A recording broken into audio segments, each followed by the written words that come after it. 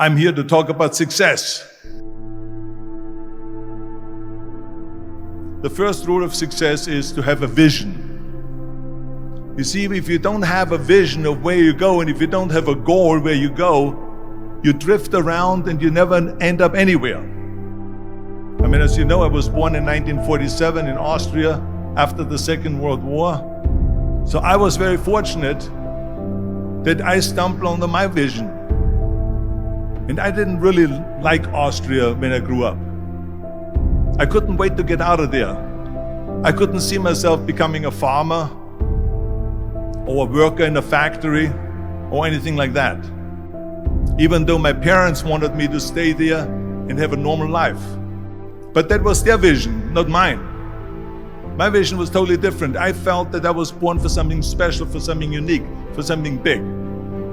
Then one day I went to school. I remember I was 11 years old, and they showed a documentary about America. And there they showed in this documentary the huge skyscrapers, the high-rises, the huge bridges, the 6-lane freeways, and all of this stuff. And I said to myself, that's where I want to be.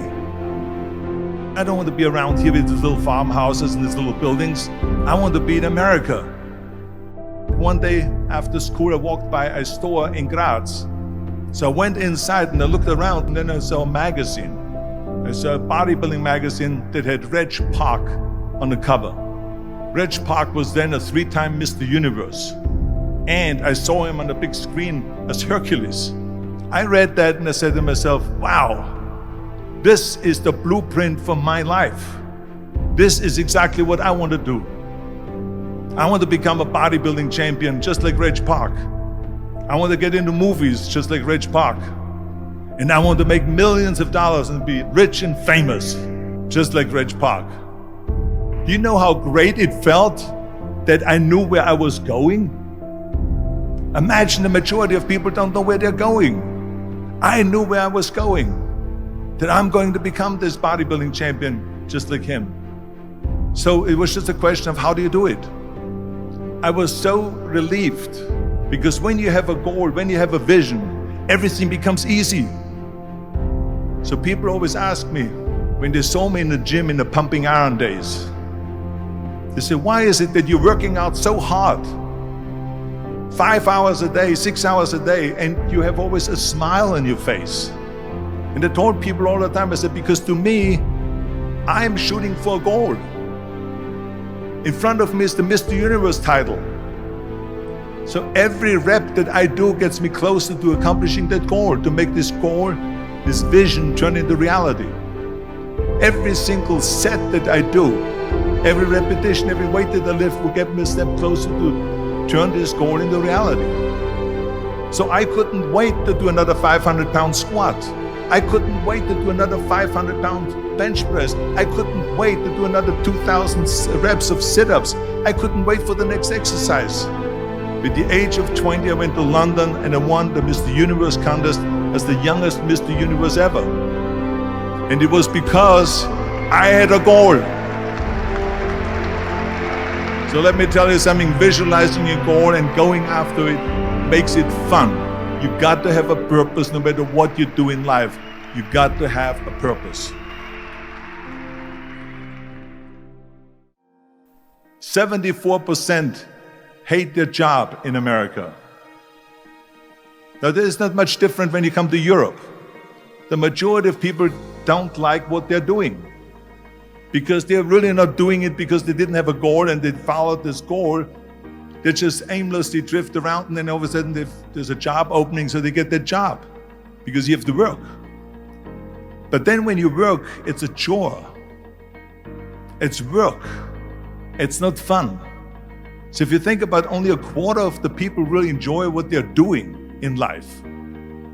That is unbelievable if you think about it. So I felt so blessed that I knew what I was doing. It's like a medical student that studies and knows he wants to become a doctor. You know where to go. And the same thing is also in politics. I remember that in politics, I had a very clear vision that I will be the leader of California.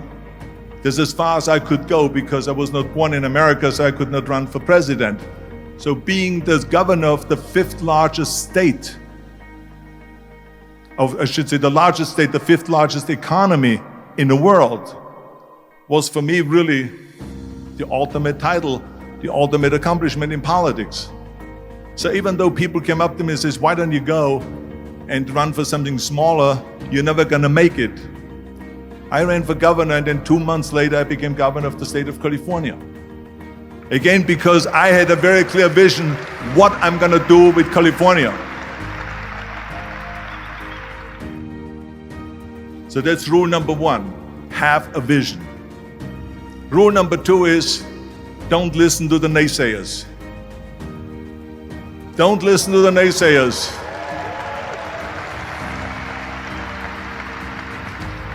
Everything I ever did, the thing that I heard out of people's mouth was, that's impossible. That can't be done. Or no. That is exactly what I heard, and of course I proved to the people that it can't be done. So whenever someone said to me, it can't be done, I heard, it can be done.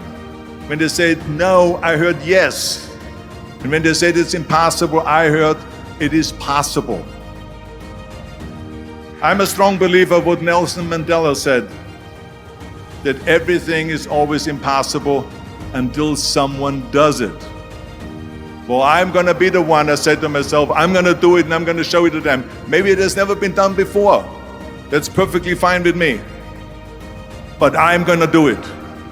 And I did not listen to the naysayers.